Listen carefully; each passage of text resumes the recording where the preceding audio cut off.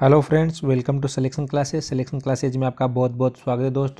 दोस्तों मैं आज आपके लिए फिर से विज्ञान के वो मोस्ट 20% लेकर आया हूँ जो रेलवे एनटीपीसी में रिपीट कर रहा है पिछले 20 सालों से। जी हाँ फ्रेंड्स, 20 सालों से प्रश्न रिपीट हो रहे हैं, ख़ास तौर से साइंस के। तो मैंने साइंस के वीडियोज़ इसलिए ज़्यादा बना रहा हूँ क्योंकि साइंस के क्वेश्चन पिछले 20 सालों वाले ही आ रहे हैं, बार बार प्रश्न रिपीट हो रहे हैं। तो ऐसे क्वेश्चनों को आप ध्यान से पढ़ें और समझें फ्रेंड्स, ठीक है। सिलेक्शन क्लासेज पर अगर आप पहली बार वीडियो देख रहे हो तो चैनल को सब्सक्राइब कर लीजिए, वीडियो अच्छा लगा तो लाइक ज़रूर करना फ्रेंड्स, ठीक है। चलिए बात करते हैं फर्स्ट क्वेश्चन की। फर्स्ट क्वेश्चन है आज का हमारा, किस तत्व की कमी से घेंगा रोग होता है। तो किस तत्व की कमी से घेंगा रोग होता है फ्रेंड्स, ऑप्शन देखना, नाइट्रोजन, कैल्शियम, फास्फोरस या फिर आयोडीन। तो आप अनुमान लगाइए मेरे बताने से पहले। तो आपका सही आंसर हो जाएगा आयोडीन। जी हाँ फ्रेंड्स, आयोडीन की कमी से घेंगा रोग हो जाता है, ठीक है। और घेंगा रोग में सबसे ज़्यादा बच्चे ज़्यादा शिकार होते हैं फ्रेंड्स इसके, ठीक है। बच्चों में सबसे ज़्यादा इसका असर होता है। जैसे समुद्री किनारों पर जो लोग रहते हैं समुद्र के, उनमें तो क्या है, आयोडीन भरपूर मात्रा में होता है उनके पास, क्योंकि समुद्र का पानी पीते हैं और आयोडीन की मात्रा जो कवर हो जाती है उस पानी से। लेकिन आम जो जनता है जो समुद्र से काफ़ी दूर रहती है, उनमें ये रोग होने की संभावनाएं ज़्यादा रहती हैं फ्रेंड्स, ठीक है। तो आयोडीन की मात्रा वाले भोजन, पानी अपन को यूज लेना चाहिए। चलिए बात करते हैं अगले प्रश्न की। अगला प्रश्न है, मानव शरीर के किस अंग को हमारे शरीर का रासायनिक कारखाना कहा जाता है। रासायनिक कारखाना किस अंग को कहा जाता है। बहुत अच्छा प्रश्न है। तो देखना ऑप्शन, गुर्दे या फिर लीवर या फेफड़े या किडनी। तो किसको रासायनिक कारखाना कहते हैं। तो आपका सही आंसर हो जाएगा लीवर। जी हाँ फ्रेंड्स, बी ऑप्शन आपका करेक्ट हो जाएगा। रासायनिक कारखाना कहते हैं लीवर को। साथ साथ में ही याद रखना है आपको, कंटेस्ट याद करना है बिल्कुल ही अच्छी तरीके से, ताकि आपको फिर से वीडियो देखने की जरूरत ही ना पड़े। और अगर एग्जाम में जा रहे हो तो उस टाइम पर एक बार इस वीडियो को और देख ले, ताकि आपका सब कुछ क्लियर हो जाए, ठीक है। अगला प्रश्न देखना। अगला प्रश्न है, मानव रक्त का पीएच मान कितना होता है। बहुत ही इंपॉर्टेंट प्रश्न इसलिए है क्योंकि इस प्रश्न को बहुत बार पूछ लिए हैं। अब की बार भी इस प्रश्न को 2 स्टेज में पूछ लिया गया है, ठीक है। अब इसका पीएच मान बताना है आपको, क्या 3 होता है या 6 होता है या फिर 7.4 या फिर 12। तो आपका सही आंसर क्या है, 7.4, ठीक है। ऑप्शन नंबर सी आपका करेक्ट हो जाएगा। मानव रक्त का पीएच मान होता है 7.4। अब इसकी क्वालिटी पूछ लेता है कि ये किस क्वालिटी का होता है, क्या ये क्षारीय होता है या फिर अम्लीय होता है। तो आपको इस बात का भी पता होना चाहिए। देखो क्षारीय कब होता है, देखो 7 पर जिसका मान 7 होता है ना पीएच मान, वो तो होता है उदासीन, ठीक है। वो क्या होता है, उदासीन। लेकिन जब 7 से कम होता है, जैसे 6, 5, 4, 7 से कम होता है, तो वो होता है अम्लीय। क्या होता है, अम्लीय होता है। और 7 से ज़्यादा होता है वो होता है क्षारीय, ठीक है। अब देखो ये 7 से ज़्यादा है तो किस प्रकृति का है, क्षारीय प्रकृति का है। या फिर ऑप्शन में आ सकता है हल्का क्षारीय, क्योंकि 7 से जस्ट थोड़ा सा ही ज़्यादा है ना, इसलिए हल्का क्षारीय भी ये हो सकता है फ्रेंड्स, ठीक है। तो आपको ध्यान रखना है इस चीज़ का भी। आगे देखिए, अगला प्रश्न है, वह अंग जो मानव शरीर में पित्त उत्पन्न करता है। जी हाँ फ्रेंड्स, पित्त रस कौन सा अंग उत्पन्न करता है मानव शरीर का, ये बताना है आपको। क्या वह पित्ताशय है। कुछ बालक क्या करते हैं मेरे भाई, पित्त का नाम देकर पित्ताशय पर टिक कराते हैं, वो जो कि बिल्कुल गलत होता है, ठीक है। पित्ताशय नहीं है, आपका सही आंसर है इसमें यकृत। जी हाँ, यकृत से ही पित्तरस उत्पन्न होता है, ठीक है। जो पित्त हार्मोन होता है वो यकृत से उत्पन्न होता है, ये आपको याद रखना है, ठीक है। अगला प्रश्न देखना। अगला प्रश्न है, मानव शरीर के किस अंग से नेफ्रॉन का संबंध है। तो नेफ्रॉन का संबंध किस अंग से है वो आपको बताना है। तो क्या जनन प्रणाली से है या उत्सर्जन प्रणाली से या परिसंचरण प्रणाली से या इनमें से कोई नहीं है। तो आपका सही आंसर हो जाएगा उत्सर्जन प्रणाली से। इंपॉर्टेंट प्रश्न इसलिए है क्योंकि 3 बार इस प्रश्न को पूछ लिया है, 2 या 3 बार इस प्रश्न को पूछा है, ठीक है। अपन क्या करते हैं फ्रेंड्स, जो भी स्टूडेंट एग्जाम देकर आते हैं हम उनसे एनालिसिस करते हैं, प्रश्नों को पूछते हैं, पता लगाते हैं कि वाकई में आज कौन से प्रश्न पूछे, साइंस से क्या प्रश्न आए, फिजिक्स के क्या प्रश्न आए या जीके से क्या प्रश्न आए।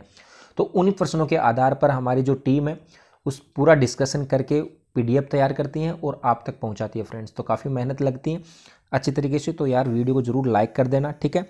तो आपका सही आंसर हो जाएगा उत्सर्जन प्रणाली। ठीक है, ये प्रश्न में भी 2-3 बार सामने आ चुका है ये प्रश्न, इसलिए मैंने आपको ये प्रश्न मोस्ट इंपोर्टेंट की श्रेणी में रखा है। ठीक है, तो उत्सर्जन प्रणाली मानव अंग के नेफ्रॉन को संबद्ध करता है। ठीक है, अगला प्रश्न देखना।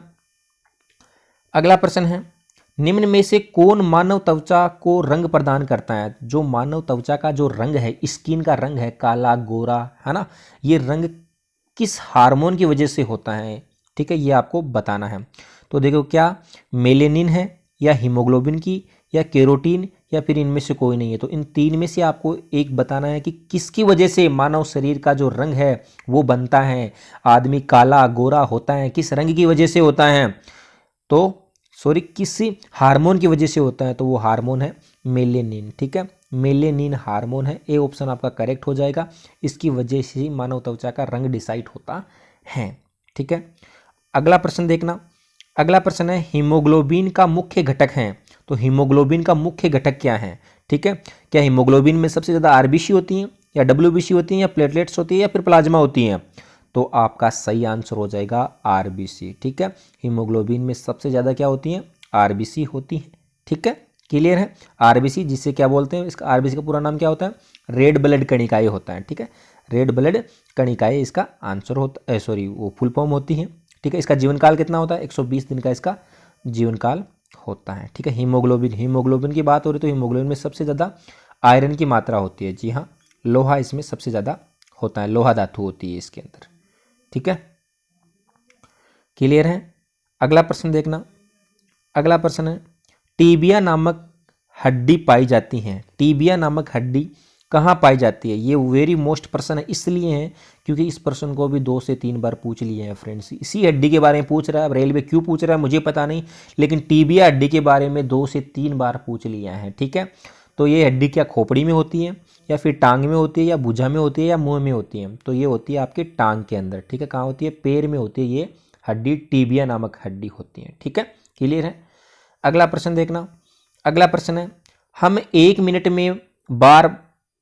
मिनट में कितनी बार सांस लेते हैं? ठीक है, सांस कितनी बार लेता है मानव? जो स्वस्थ मनुष्य होता है वो लगभग कितनी बार सांस लेता है? लगभग ही आता है। ठीक है, तो कितनी बार सांस लेता है? क्या 16 से 18 बार, या 30 से 32 बार, 100 से 110, या फिर 4 से 5 बार? नहीं साहब, 100 से 110 बार तो नहीं ले सकते, कुत्ते थोड़ी ना है। अपन लेते हैं 16 से 18 बार। कितनी लेते हैं? लगभग 16 से 18 बार पर मिनट अपन श्वास लेते हैं। ठीक है, अपनी श्वास की स्पीड होती है 16 से 18 लगभग एक स्वस्थ मनुष्य की। ठीक है फ्रेंड्स, अब देखना आगे वाला प्रश्न। आगे वाला प्रश्न है, शरीर में मास्टर ग्रंथि किसे कहते हैं? अब देखो, मास्टर ग्रंथियां भी बन गई हैं, अब आप भी बन जाओ भैया, पढ़ लिख कर। ग्रंथियां जब मास्टर का कार्य करने लगी है तो आप क्यों पीछे हो? आप तो यार एक मनुष्य हो। चलो बात करते हैं मास्टर ग्रंथि की कौन सी है। क्या पिट्यूटरी ग्रंथि है, या थाइमस ग्रंथि है, तिल्ली है, या चुनर ग्रंथि है? तो आपका सही आंसर हो जाएगा पिट्यूटरी ग्रंथि। कौन सी ग्रंथि? पिट्यूटरी ग्रंथि ही कौन सी ग्रंथि होती है साहब? मास्टर ग्रंथि होती है। क्लियर है? अगला प्रश्न देखना फिर।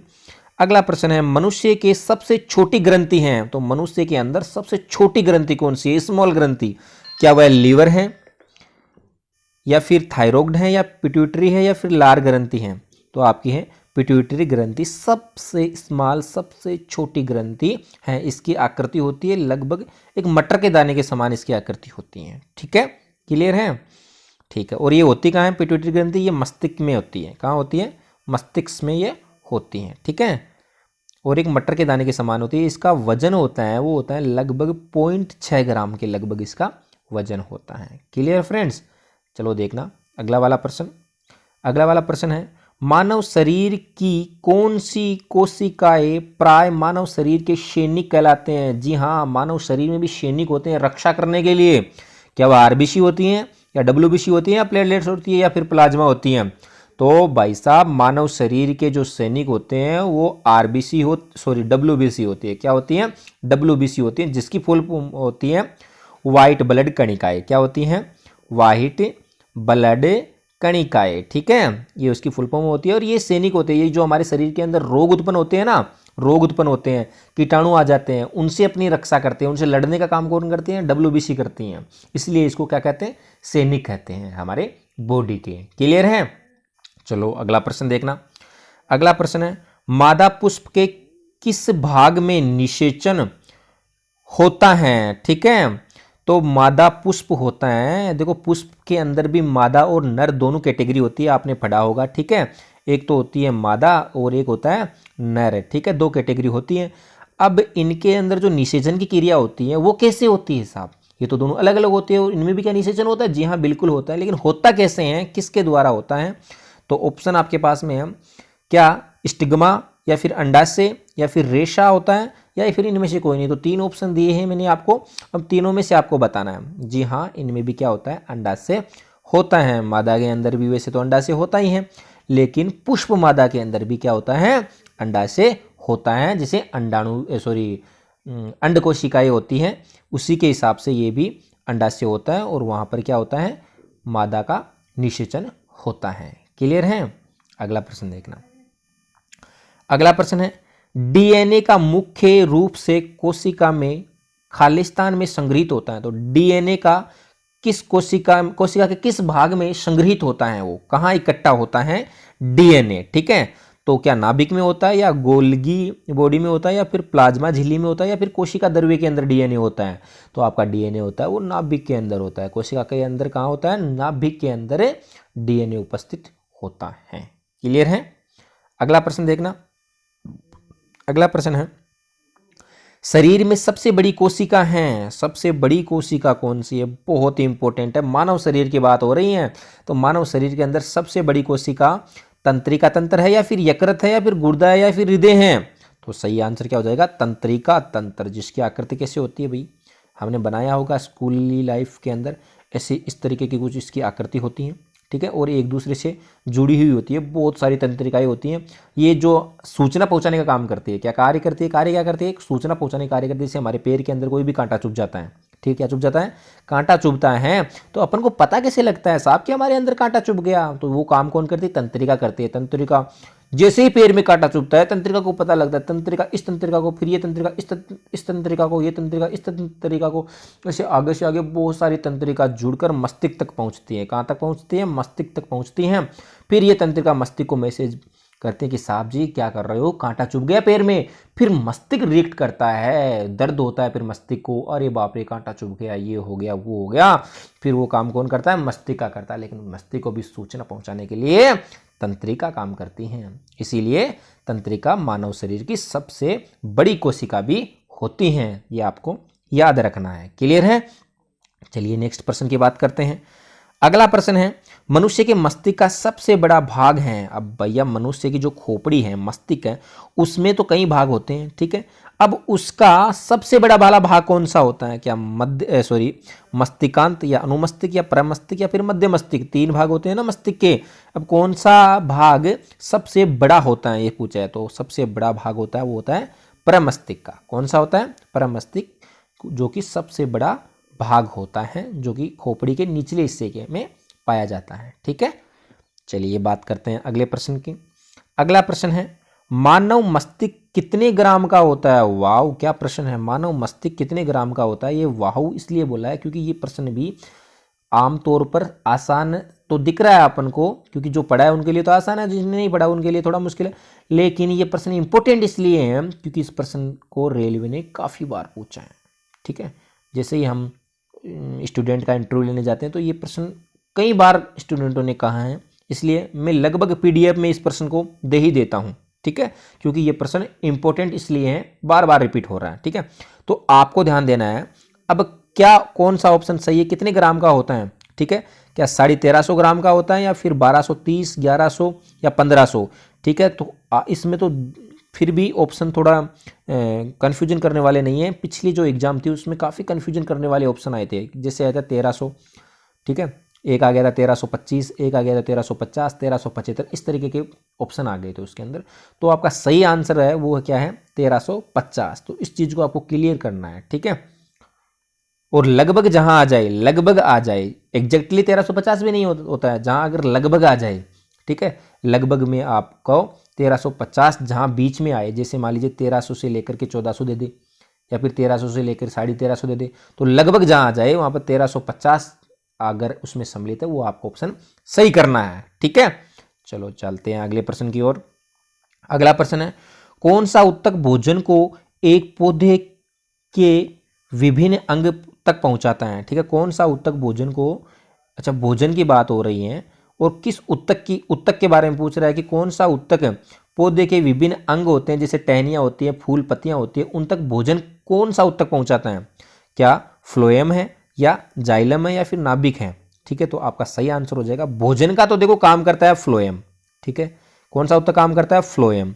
अब ये जाइलम है, ये भी ऊतक की, ये क्या काम करता है? ये काम करता है जल का। ये पौधे के विभिन्न भागों तक क्या पहुंचाता है? जल पहुंचाता है, जाइलम। देखो जय फॉर जल, जैसे जल से आपको जाइलम याद रखना है, तो जाइलम ऊतक है वो जल को पहुंचाने का कार्य करता है, और फ्लोएम क्या करता है? वो भोजन को पहुंचाता है पौधे के विभिन्न अंग तक, जैसे फूल पत्तियां, टहनियां इत्यादि।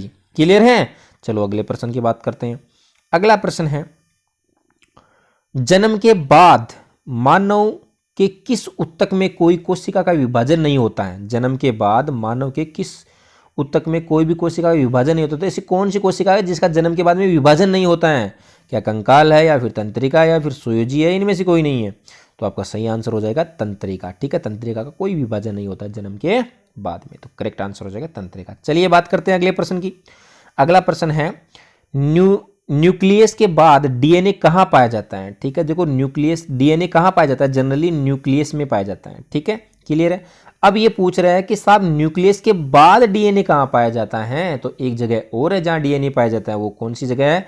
वो है माइटोकॉन्ड्रिया। जी हाँ, माइटोकॉन्ड्रिया, जो कि कोशिका का शक्ति ग्रह है। क्या है? शक्ति ग्रह भी माइटोकॉन्ड्रिया को कहते हैं। इसके अंदर न्यूक्लियस के बाद में डीएनए पाया जाता है, माइटोकॉन्ड्रिया के अंदर। क्लियर है?